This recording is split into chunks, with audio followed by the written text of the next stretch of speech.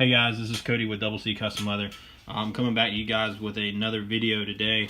We're going to be showing you how to make a sheath, start to finish. We're going to leave out some of the steps that are pretty self-explanatory, or some of the steps that I already have other videos on. That way you guys can go and look at those other videos.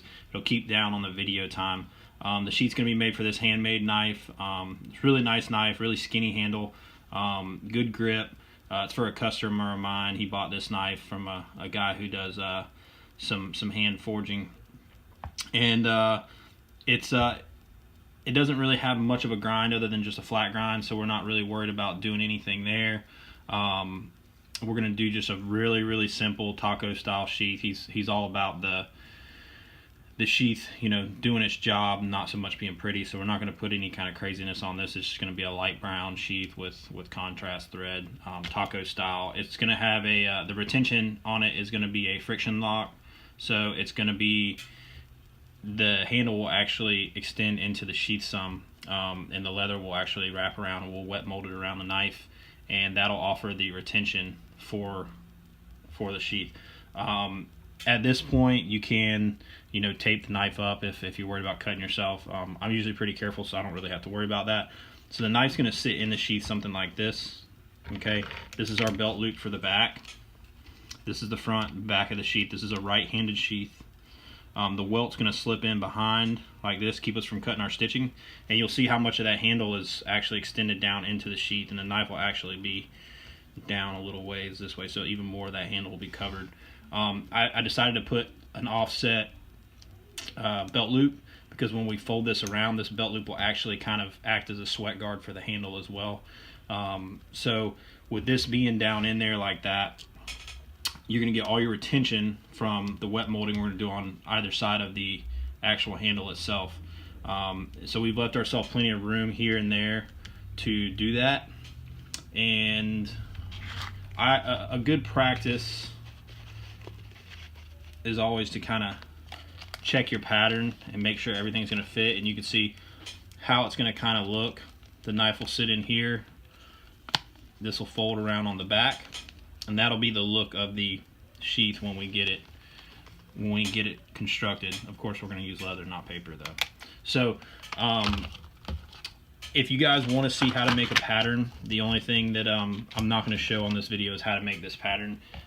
You can check out, I'm going to put a link to the description I'm going to put a link in the description of this video to another one of my videos that shows how to make a pattern for a holster. It's pretty much the same thing. You can keep your lines a lot tighter with a knife, however, just because it's a lot thinner, so you're not having to worry about bridging that gap for the width of the actual you know, product that's going within the case or the sheath or the holster or whatever you're making. So we're going to go ahead and get started. I'm going to kind of try to get this done as quick as possible and make the video as short as possible. So we're going to go ahead and get this traced out on the leather, get it cut out, and then we'll move on to some other steps. Alright guys, we're going to go ahead and trace out the welt now. This welt is going on to a 4 to 5 ounce piece of leather here. Just be really careful because this is such a thin piece of poster board that we've drawn our pattern on. You know, you can get off of your actual template here. Your template can kind of bend, so you can see it can kind of go up like this, and then when you're tracing, you're not tracing the actual dimensions. You're kind of tracing something different. So try to stay as close as we can to our pattern, and I kind of just use my other fingers that I'm not using to hold my pen to kind of hold it down as I'm drawing it. Pretty simple. It's nothing but tracing, guys. Once you've designed it, it's just straight up tracing. So we'll go ahead and cut that out.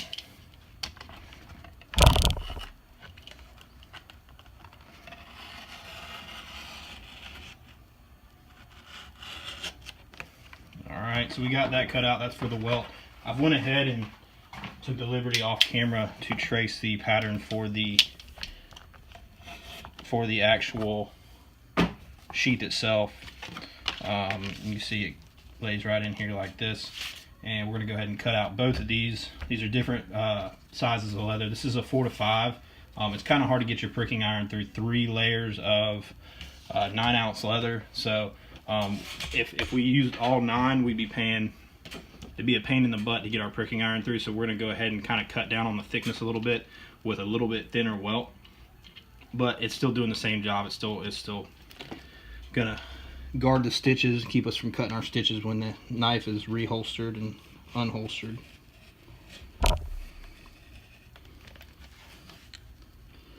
I don't get to make a lot of knife sheaths, so when I do, it's kind of a breath of fresh air for me, because I get kind of burnt out making holsters every once in a while, and it's nice to make something a little different.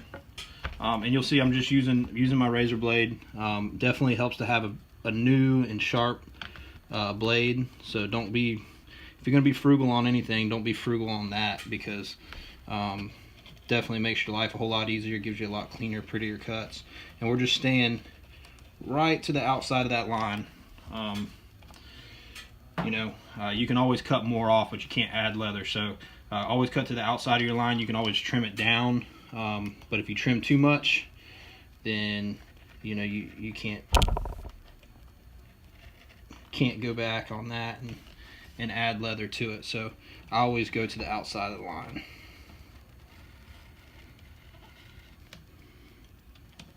And if you're using another knife, you can use whatever knife you want to use. I choose to use a razor blade. It's kind of how I started, and I've always stuck with it. I have a round knife. I'm not very good with it, and the round knives are cool to have. They're traditional. I use them on really long straight lines. I can control it a little bit better than a razor blade at that point, but I hold this razor blade like a pencil, so if I can draw it, I can cut it. And that's kind of my thinking on that. And this stuff is hard to cut, so especially being as thick as it is, 9-ounce leather is no easy feat to cut. So keep a sharp razor blade around. I usually buy them by the pack of 100, and I change them out with each project. They're not that expensive, and definitely helps make a pretty pattern. So we've got that cut out. Everything looks good, and you'll see our sheath's kind of starting to take shape. We're going to go ahead and cut out this welt off camera, and we'll get her dyed up and stitched up and wet molded, and everything will be back to normal in just a second. Let me go ahead and get this cut out. Alright guys, I went ahead off camera and I put my maker mark stamp here on the back side. Normally I put it on the front side of all my projects, just because that's my emblem. I'm the maker. I wanted to get it out there, but with this knife being such an older looking knife, it's hand forged, I kind of wanted to go with the same look on the sheath. Really simple, really clean, but kind of nostalgic. I don't feel like my maker stamp is an older looking maker stamp, so I don't want it to be on the front of the project. And you'll see that it just barely clears where my belt loop's going to come back and attach. So it's going to be in a good spot right there where it is. It's going to clear my stitch line. It'll clear the decorative cut I'm going to make on this, and I'm going to show you guys that right here in a second. So to put your maker stamp in, we just wet case the leather just like you would any other stamp, and I go ahead and I put it in as deep as I can and make it as visible as possible, because once you dye it, it's gonna take away from it. So what we're gonna do next is we're gonna go ahead and on the front side we're gonna go ahead and cut our stitch groove. Okay, and how I got the width or the actual inset from my stitch groove is I kind of usually want it to be a little bit towards the middle of my welt. It's a little shy of middle on my welt. If you'll see there how I set my width on that, I could have came over a little bit more, but I'm going to do a decorative cut and I don't want to get the decorative cut too far inside. So with that being said, we went ahead and set our calipers to the full width of our welt, because that's kind of where the knife starts, and we kind of want to outline the shape of the knife on the front of the sheath on this particular one. So I'm going to go ahead and put that in, and that starts here, and I'm going to put that in with wing dividers, because we're going to, which I slipped off of my edge there a little bit, but that's fine, because we're going to go ahead and cut this in with a swivel knife, and then we're going to go ahead and bevel it in with an edge beveler. So it's going to look really, really good.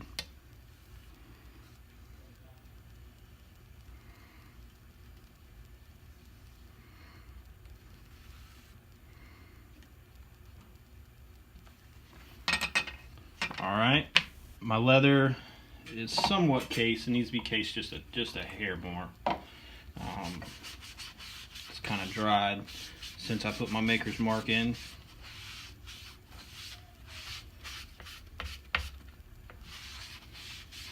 So we're gonna go ahead and wet that, let it soak, and while that's soaking in, we're gonna flip the sheath over. You'll see I put a mark. This is my stitch, because remember your belt loop's gonna fold backwards, so you don't want to put your mark on this side. You want to put it on this side, and it's gonna go right in here, kind of in that orientation there. So that's gonna be my stitch line. I'm gonna go ahead and groove my stitches for that.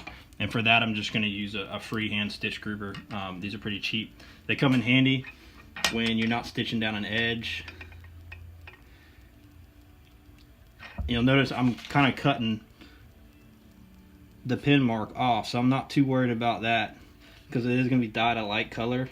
I don't ever use pin if it's going to show up on the project afterwards, but because I'm going to cut that out, no need to use a pencil or describe a line with a scratch all.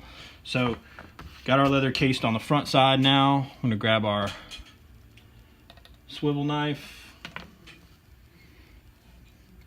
I'm going to go ahead and hit this a couple licks on the strop. I always strop all my tools before I use them. Keep them sharp. If you keep them sharp, you won't have to worry about sharpening them.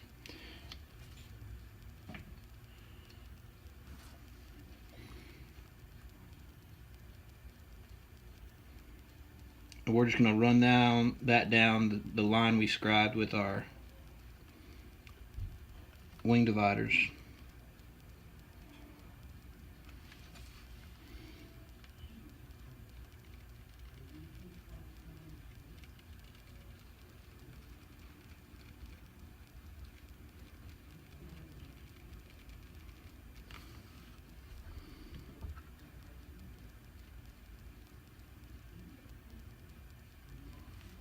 Alright, so you guys see how that came out.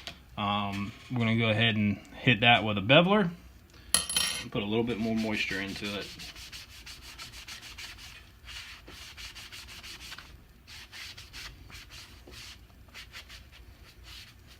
And that cut serves no structural purpose, guys. I just think it's going to look really good. I'm not charging the customer anything for tooling or anything like that. I think it's going to look good, and I want to put out a good product. It's always good to, kind of throw your own little spin on things.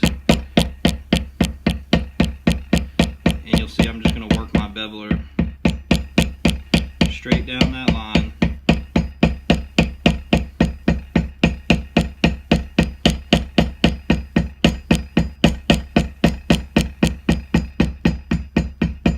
And that's going to give that a really, really nice look. I'm going to go ahead and finish that up, guys, off camera. Try to keep the video short, and we'll be right back to finish up a few steps before dyeing. All right, guys, we're back. Let me get this camera adjusted real quick. So you see I beveled both sides, and that's for just a decorative cut there. And we got our stitch grooved on the back. We got our stitch groove ran around the front. And that's where we're gonna punch our holes once we get everything folded up and ready to go. The next step is I'm gonna go ahead and just bevel these edges here, because once we fold this over, it's gonna be harder to bevel them and harder to burnish them. So when we dye it, we're gonna go ahead and dye these edges, and we're going to go ahead and burnish them before we fold them over and glue them, and before we get everything done, before we go ahead and make the final fold on the sheath and put the welt in and go ahead and stitch it up and everything, because we won't be able to actually go back and do that after we do that. So when you're planning out your steps and you're planning out how to construct your sheath, always think about what the next step is and what you need to do before that next step to ensure you don't shoot yourself in the foot. And it wouldn't be the end of the world if you forgot this step. For me, being somebody who does this for a living, and I make this for my customers, and I kind of have to go ahead and try to produce the best work that I can. But if you're making this sheath for yourself for one of your knives that, you know, are absent a sheath, or, you know, or somebody's knife, somebody in your family's knife or something like that, you know, these kind of little things don't really matter. They just, it's kind of those little things that I kind of take pride in, because this is how I, you know, I earn a living. So so we've got that done, and next step, we're gonna go ahead and dye this. I'm thinking we're gonna do like a light brown color. He kind of gave me, the customer kind of gave me free reign as far as artistic choice on all this stuff. So I think we're gonna go with, and this is just preliminary, we could change this once we get everything together, but we're gonna go with like a light brown dye, more like a golden brown, almost natural colored. If I was to just oil this, what that color would be, very close to that, maybe a shade darker. And that's going to go really good with the handle and the brass this on this handmade knife. It's going to look really good. So you'll see kind of how that's going to look. It'll be a few shades darker than what it is now, because the leather is wet. Probably going to go with either a black stitch or a white stitch. We'll see how dark it comes out. If we can get a lot of contrast by going with a white stitch, we'll probably go with a white stitch. And then if we decide that it's a lighter color and the contrast isn't really going to be there, we'll probably go with a black stitch. Either way, it's going to look good.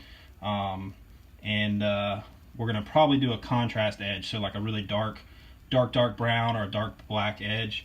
And that's going to look really good. If we go with black stitches, we'll probably go with a black edge. If we go with white stitches, we'll probably go with like a mahogany or like a chocolate colored edge. Almost black, but just really dark brown. So that's it for now. We're going to let it dry. Important to let it dry before we go ahead and put in any dye into the leather. So when we come back, we will go ahead and dye that. We'll dye the welt. We'll dye the edges. We'll kind of see at that point what color our dye is going to come out like with this particular piece of leather, and then we'll go ahead and get the sheath constructed and finished up. Thanks for watching, guys. Y'all stay. All right, guys, we're back. We're working on this knife sheath. We've let it dry. It was slightly wet yesterday, and I got kind of busy on some other stuff, so wasn't able to get it dyed yesterday when it finally dried. But we're gonna go ahead and get it dyed up today, and then hopefully this afternoon be able to work on it a little bit more once the dye kind of sets in and dries. We're gonna be going with a pro dye from Fibings. It's a golden brown. I thought about trying to kind of mix my own dye for this one, but I think this color will really pop and it'll really look good, especially with the knife. I kind of took some other pieces of leather, some stuff that I've dyed, and put it up next to the knife, and it looked really good. So we're gonna go ahead and use this color. You'll see from yesterday I kind of roughed up this portion right here, because that's where my belt loop's gonna go down. So I want a good contact surface with my glue. So I went ahead and did that. So kind of ignore the fact that there is some pencil marking there. You're not gonna be able to see that when the holster's done. We're gonna go ahead and get this thing dyed up. And the way I like to dye is I just like to use long, fluid strokes. Try to not get more dye into one piece of the leather than you do the rest. And because I had this thing bent while it was wet, it's kind of kept that shape, so we're going to be fighting that a little bit, but we'll get it done. And make sure you push it. If you do a decorative cut like I did and beveled it, make sure you push a lot of dye up into that bevel, because it's going to soak up some dye and it'll kind of show a different color. So you want to make sure you put as much dye into that as you can, make it all look good and flow and match and all that good stuff. So we're gonna actually, sometimes we don't dye the back side, what I call the furry side of the leather, which would be the back. Sometimes we don't dye that. On this particular holster we will, because it would show on the back side, and we want it to all look really good. So this will be our third coat on the front. We're going to go ahead and flip this over and get the back, and we'll let that dry a little bit, and then we will dye the the welt, the exact same color. And you'll notice when you dye the back side of the leather, it comes out a totally different color than when you dye the first. So it usually is a lot darker. So I usually only go with 2 coats on the back, 3 coats on the front, you know, 1 less coat, and it usually comes out to be pretty close. You're going to fight it if you're trying to make them the same exact color, but it comes out close enough that it looks good when you do it this way.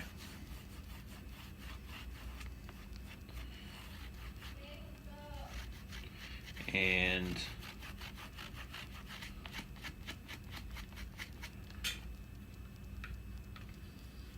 the main part from about here this way is the part that we're trying to get the most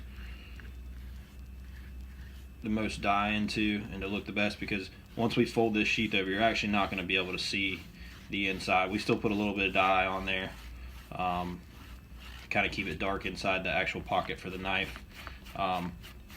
But you don't have to worry if you have some light spots or something like that down in this area, because you're not going to be able to see that. You're not ever going to see that unless the sheet comes apart, and if that happens, then you got bigger problems. So that'll finish that up. You can kind of see the front side, how it's looking. We'll get let that dry, and then we'll get some dye around the edges. I'm probably going to go with like a very dark brown on the edges, more of like a chocolate, or I'll probably use this color here, which is a show brown. It's real dark, comes out really nice, really rich color. So we'll let that dry. If there's any spots that we need to touch up after it dries, then we'll go ahead and do that. And then we'll come back and we'll start putting the holster together. I'm going to go ahead and put some dye on the welt off screen, and we'll get that dyed up as well. All right, guys, we're back. The dye is dry on our sheath. We've got 3 coats on the front, 2 coats on the back. Got a good color. Pretty much the color we were looking for there. I went ahead and took the liberty off camera, and I went ahead and burnished the edges on the top part here, from here all the way up and around to down here. That way, when we go ahead and flip this over, I went ahead and put a light coat of wax on them. I'm gonna put more wax on after we get the sheath nice and finished. If you want to see my burnishing recipe, I'll link a video. I'm also going to show you later on in the video when we actually do the outside edges, but I just wanted to save some time by going ahead and doing that burnishing off of camera. Real quickly, we used gum trag, hit it with a stick, then went back, hit it with some wax and a piece of denim. Pretty simple recipe, and kind of got that dark brown that we were looking for, so we get some contrast. I'm going to go ahead and go with white thread on this. I believe it's going to look really good. So right now what we're going to do is we're going to apply a little glue here to the back, and I went ahead and saved this part so I could show everybody. What we want to do is just look at where our stitch line is on the back, kind of make us just a benchmark there in this side of the leather, scribe our line straight across, and then we're going to go ahead and use our scratch awl to rough up this smooth side of this leather, so that way it gives the glue something to contact. The glue that I use is a barge cement, looks like this here, all-purpose cement. We apply it to both sides, let it dry. Just going to put a couple dollops in here. If you get this stuff on the smooth side of the leather, you can usually rub it off with like a pencil eraser. However, if you get it off on the back side, it's hard to rub off, so just be careful where you put it. I tried not to get anywhere that I don't want it, so what we're going to do is we're going to let that get tacky. We'll go ahead and fold this over and just tap it in with a hammer, and then we'll go ahead and stitch it. So I'm going to wait for that to get tacky. I'm going to go ahead and assemble that. We'll be back to show you the stitching part of it when that time comes. Alright guys, we're back. I went ahead and took the liberty. I know when I stopped the video last, I said I was going to show you guys how to stitch this belt loop, but I went ahead and did that off screen. The reason for that is because we are going to make a stitch here, so I'll show you guys how to do that there. Same process. Basically pricked our holes, stitched through, made sure our stitches are nice and tight, and hammered down flush, so that way we're not going to cut them with the knife whenever we insert the knife. And what I'm going to show you how to do now is to go ahead and glue up the welt. And we'll get to the stitching later. There's plenty of videos out there, guys, if you guys don't know how to saddle stitch yet. I have a video out. There's several more. If you like my way of teaching, go ahead and take a look at mine. If not, then go ahead and look at somebody else's. There's a lot of videos out there, though, to show you how to do that stuff. So to get started on this, we're going to put our smooth side of our welt down first. So I'm going to go ahead and just kind of mar that up a little bit with our scratch awl. Remember, anytime we're gluing smooth side of the leather, we're going to go ahead and just kind of rough it up a little bit so that way the glue has something to stick to.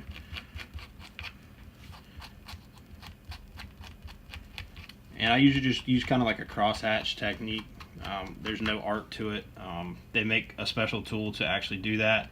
I've always just used a scratch awl, so that's my go-to. Back to the barge cement, and we're going to do the same thing that we did when we glued down our belt loop. Only difference is we're going to kind of scribe ourselves a line here. We can do it with pen, you can do it with pencil, whatever you prefer. And I'm going to start right here just because I don't want this line to be seen on the inside. That's just going to give us a benchmark. Sorry, I got a pen cap in my mouth, I can't talk. A benchmark when we're applying our glue to the inside, where to go. And I don't even think that pen didn't even mark it, but I have a light line scribed in there, so I know where I'm going with my glue. We'll just put on a pretty liberal coat here. Remember, you want this welt to stick really good on this side, because when you fold it over this way, your leather's going to be trying to pull away, so you don't want it to pull that glue away. So we're going to put this on, let it get good and tacky. We'll apply it to our welt itself, let that get good and tacky. I hope you guys can see this on camera. So we'll apply it to our welt on this side, let it get good and tacky, and then we'll go ahead and hammer that down. It usually takes about 5 minutes to get to the point where it wants to stick good.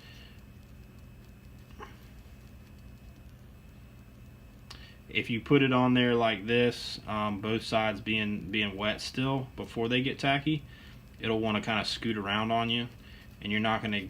It'll eventually set up, but it's best to let it set up, you know, with the open air and then do it. That's what the directions say on the back of the can. Anybody that I know that uses that stuff, that's how they use it. So we'll go ahead and let that get tacky. We'll be back to attach it. All right, we're back. It's been about 5 minutes, 7 minutes. The glue is really tacky. If you want to see how tacky your glue is, you can touch it with your finger like that, and if it comes up off the bench and it's hard to peel off your finger, it's tacky enough to work with. So we're going to go ahead and start by lining this all up. Remember, guys, we didn't have to scribe on this side because of the simple fact that it's not the smooth side, it's the rough side. So it's got the glue's got plenty to adhere to there. I'm trying to keep this in frame for you guys. So I just like to go like you're putting a sticker on. Go through, because this stuff sets up once it adheres to itself, it sets up very quickly. So if you give it that time to dry, and you'll see I can't even move that thing off there. Now if I wanted to peel that apart, that's the good thing about this barge cement, because if I wanted to peel that apart, I'd actually rip the leather before I was able to get the glue apart. You'd actually rip the leather. So and what you saw me do just then was just kind of tap it down with I just use a poly hammer, and I just tap it. That just makes sure you get a good adhesion on both sides, and it gets a good clean stick there. So I don't know if stick's the right word, probably not. So what we're going to do now is we're going to go ahead and apply some glue. And if you'll see down here, and this is one part I've never really figured out, down here I have a little bit of excess here where my fold needs to go. So I'm going to go ahead and just trim that off and peel it off.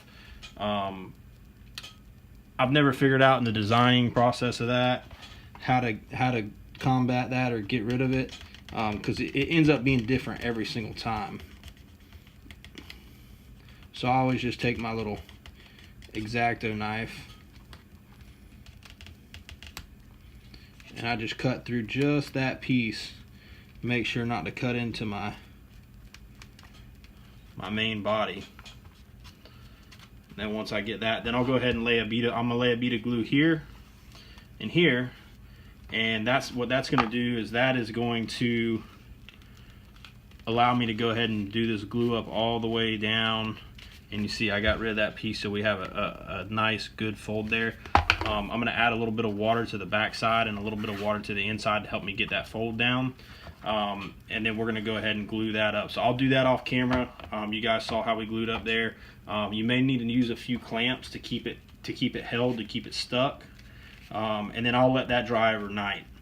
And we'll be back tomorrow afternoon probably to go ahead and get that stitched up, and then we'll start the fun part, which is test fitting this knife and getting it wet molded, put some oil in it maybe, and some finish on it, and it'll be ready to go out the door. So you guys stay tuned. We'll be back after we get that done. Alright guys, we're back. We've got our sheath glued up, and the welt is in place. Everything's glued up real nice. Everything's looking good. We're going to go ahead and start punching stitch holes. I'm going to be using just a regular old Berry King maul. That's what I do 90% of my banging around with. I got a two-pronged stitching fork. You can use something longer, like a 6-prong, 5-prong, 4-prong. I hurt my wrist recently falling off of a four-wheeler, so it really hurts me to pull that punch up out of the leather. So I'm going to go with the 2 just to make that a little easier on myself. As well as you get a lot more control with the 2-prong.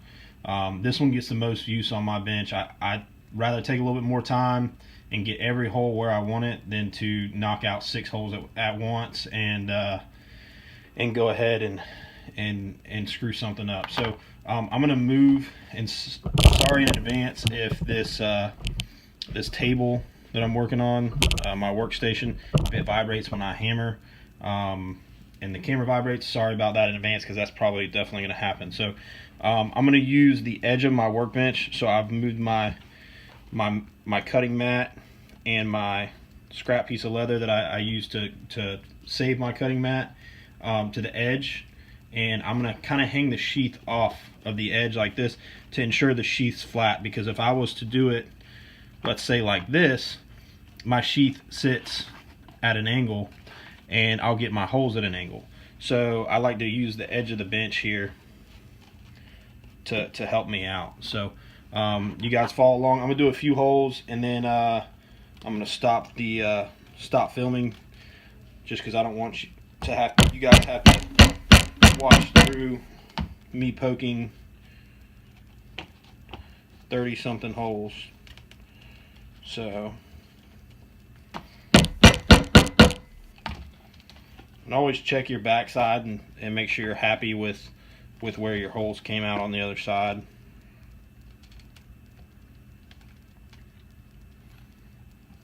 And you can adjust your angle from there.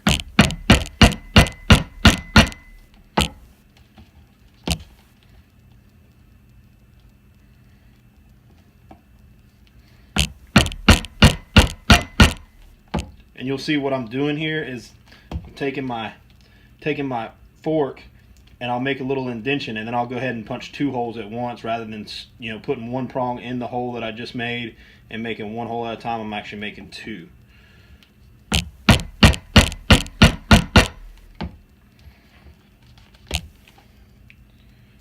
And the one thing to really pay attention to here, guys, is making sure that everything is straight up and down. You don't want to have your stitch and chisel cocked to one side or the other. You wanted to make sure it's straight up and down on your leather. And if you have to get around and look at it from a different angle, by all means do that. Other than that, that's how we do it. I'm gonna go ahead and put all these holes in, and then we'll come back. All right, guys, forgive me if this looks a little awkward. Normally I stitch with my stitching pony between my legs and not clamped to my bench. So what we're gonna do here, and to be honest guys, most of the time when I saddle stitch, I don't even normally use my stitching pony. Normally I just hold the item and do it. I do use it on certain things, but we're gonna use it today to make things look a little simpler. So saddle stitch, for those of you who don't know, is a stitch using 2 needles. We're gonna be using 1mm tiger thread. I have a separate video on saddle stitching and how to do that. So if you guys are, you know, wanting to learn how to do that, go watch that video. This is just gonna be a quick rundown. I will say a few things here that, you know, maybe might clear some things up, but for the most part, saddle stitch in full explanation, as well as you're gonna get a bunch of different angles. Go check that video out. I'll try to put a link to it in the description. Let me make sure that we can see the end here. Okay, so we're gonna start at the tip of the sheath, and we're gonna go through the front of our project first. Okay, make sure you have enough thread.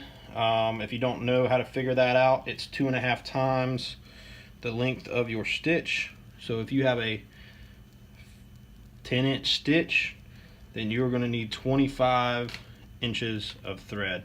And I'd go a little bit more, just because it's better to have it and not need it than need it and not have it. So now that we've got our thread untangled, so we're going through the first hole, then we're going to go through the second hole with the needle that is on the front side of the project. Okay, we're going to leave that thread out. Remember, don't tighten until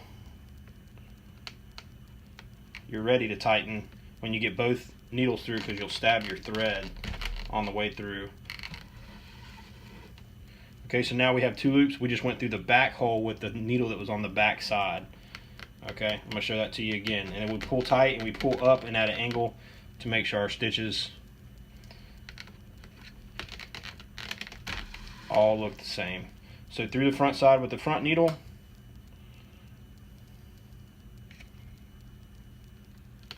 through the back side with the back needle. Pull tight and up. And if you need your pliers for this, I usually do it barehanded just because I do it all the time. If you need your pliers for this, no shame in that.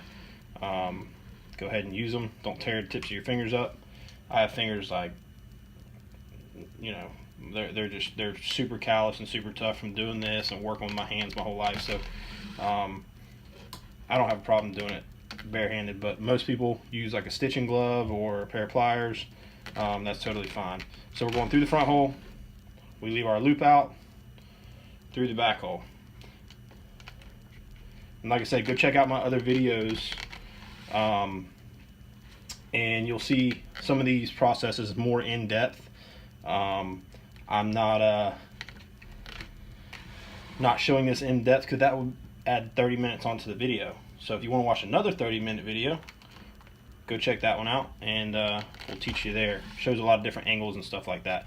So I'm going to go ahead and stop the video there, guys. I'm going to go ahead and finish stitching this, and then we'll be back to bevel the edges, get the knife in there, wet mold it. We'll probably put some oil on before that, just to darken this up a little bit. But you guys stay tuned. All right, guys, as you see here, we've got our holster stitched up. Went ahead and did the stitch along the edge, and we went ahead and test fit our knife. So we got a couple more steps here, and then we're going to put a coat of oil. I went ahead and sanded the edge flush as well. That's pretty self-explanatory. If you have any overlaps on your leather, go ahead and sand that flush. Makes a nice, pretty, clean edge for when you get ready to do your beveling. So I'm just going to leave the knife in there because I'm going to put some oil on this in a second, and we'll let that sit in there overnight and soak in that oil. And as well as it'll start to kind of take shape to the knife overnight, because you are going to be putting some moisture back into the sheath. Now I'm using a number 4 edge beveler to bevel here, and I'm going to go. Just be careful when you're doing this, because you can stick yourself right in the finger. I've done it many times when you're doing up around that tip. So you're just going to run your edge beveler right down the corner,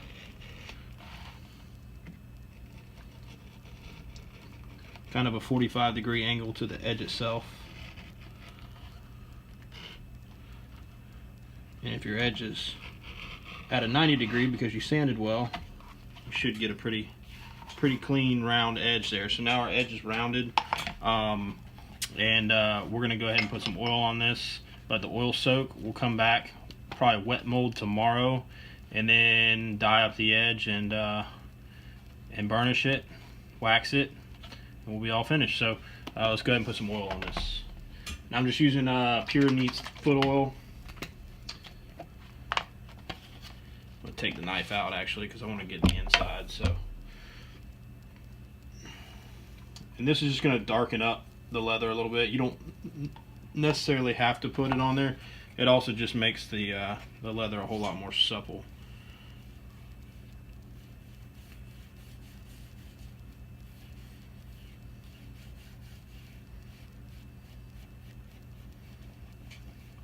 There's a lot of different ways to go about doing these steps in the order you do them. Some guys oil before they do anything. I prefer to do it after, just because I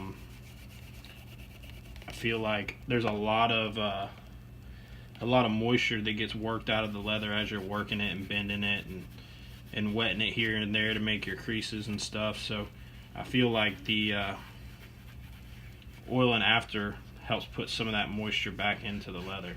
Now we're going to wet mold, so if you wanted to do an oil after the wet mold, that could help too, because you are going to lose a lot of moisture during that wet mold when it dries. But we want it to be kind of rigid, because we want it to hold its shape for the friction lock that we're going to do. So we're gonna oil now and then wet mold after. Just put some on the furry side. Get down in there. Sorry if I pulled this thing off frame, guys. I've just realized I had it off frame. I don't know how long I had it off frame for. Get the top of this belt loop here.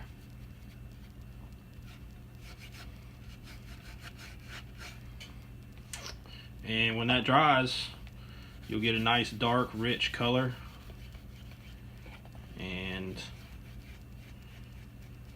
it'll look really nice. That also helps your stitch stand out more if you're using a contrast stitch. So we'll be back tomorrow to do the wet mold. Alright guys, we're back. We've let that oil sit overnight. I went ahead and pre-soaked this because we're going to do the wet molding, so it's cased really nice. The leather's nice and soft, and we're going to go ahead and get started on that. One of the things I would like to show you guys, and this is just a little tip, knives, especially handmade knives, because they're made with high carbon steel 90% of the time, are very susceptible to rust. So since we're sticking it inside this sheath, and we're going to be leaving it there for a couple hours, possibly all night, we're going to oil the blade down really well, because it will, when you pull it out, it will rust, and then you're going to have to explain to your customer or your family member, whoever you're making a sheath for, why they turned in a blade that wasn't rusty and then now it is. So we oil it before, and typically I'll oil it after as well. I just use your standard rim oil. It's a gun oil. I spray a little bit on a paper towel, and then I just give the blade a good wipe, especially on the edge. This particular blade has, and you see all the gunk that comes off of it. That's potential rust.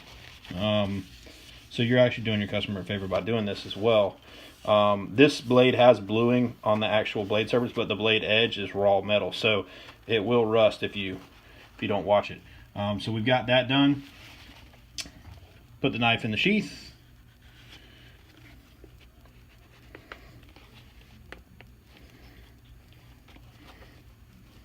And we're going to kind of just form around the handle just a tad with our fingers to go ahead and get the process started. And then we're going to bring it over. I'm going to bring you guys handheld here. Sorry, my shop is a mess right now. So I'm going to put it in my press.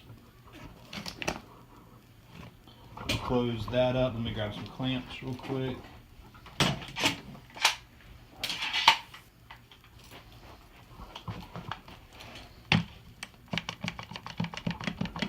I just use big D-wall clamps. If you watch my wet molding video, you've seen me do this in the past. I'll put a link to that video as well.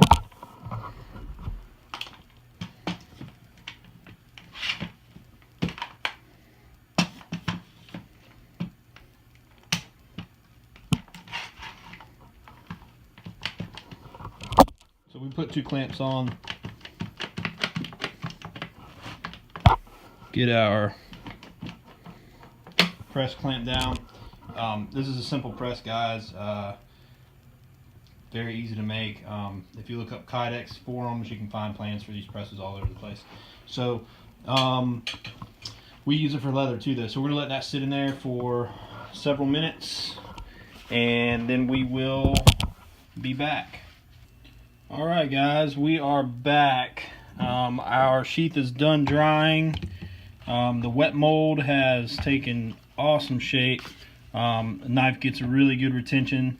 When you put it in, it kind of has that solid click you can feel in your hand. You can kind of hear it too. I'm not sure if you can hear it on this video, but man, it fits perfect. There's no way that knife's coming out if it's upside down or any other way, really, unless you want it to come out.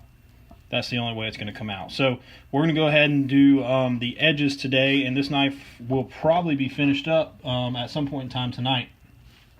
I'm going to go ahead and dye the edges now. We'll wait a few hours, let the dye soak in, and then we will come back and burnish and put a top coat on. So hopefully I haven't made this video too long. I'm working on a way to try to maybe cut some parts out and stuff like that. I'm not real good at the video editing type stuff, guys, so y'all have to bear with me while I'm learning all that. So we are going to go with a show brown pro dye. That's what we used on our edge up here. It turned out really nice. It's kind of a little bit darker than the body of the holster, so it comes out really good. Off camera there, I just lit my dauber on fire. Before you put your dye on, make sure do not light your dauber on fire with dye on it, because it has oil in it and it will go up in a huge flame ball and you will not be able to put it out. I'm speaking from experience here. So put a little bit of dye on my dauber. The reason I singe my daubers is so that all those little furries don't kind of come in contact with the body of the leather as I'm moving my dauber across. I can be really precise with where I put the dye, and I can get it right up to the edge where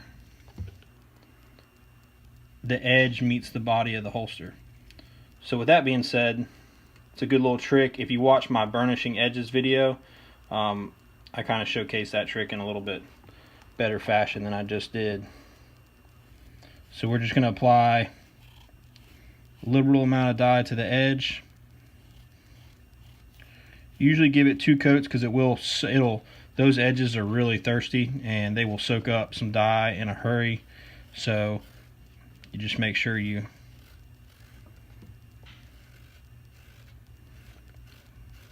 come back a second time and hit the top edge.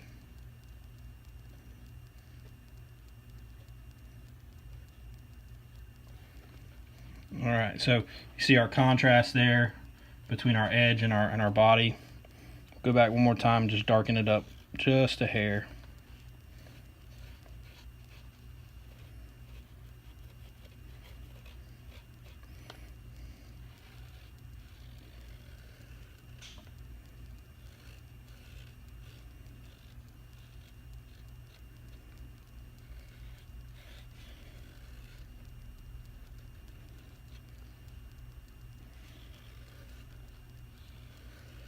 Make sure to get dye in all those cracks and crevices, and you don't want any exposed leather to get the best looking edge that you can. Alright, so that part's done, guys. We'll come back, burnish, finish, and wrap this thing up. Alright folks, well, we are getting ready to do our edges. They are dry. It's actually been about a day just because I got busy on some other stuff. This particular customer actually bought 2 sheaths from me, and I'm thinking about doing a bragging board with both sheaths when I get them both finished. But I was working on his other sheath, and I kind of let this one sit for a little while. But the edge is completely dry. Not going to hurt to let it sit. We're going to apply some gum trag. Remember, we've already beveled and sanded these edges, so you want to do that before you apply your dye, because if you bevel afterwards, you're going to cut your dye off, and you'll have pieces of exposed leather. So we're going to put gum trag all down this edge here, and we're going to start to burnish it. I'm only going to burnish a little portion of it, and then I'm going to cut the video off just because I want to keep this video a little bit shorter than some of my other ones. I have a video where I do a lot more burnishing that's actually just called Burnishing Edges. You guys can go take a look at that. I'll try to link it in the description as well.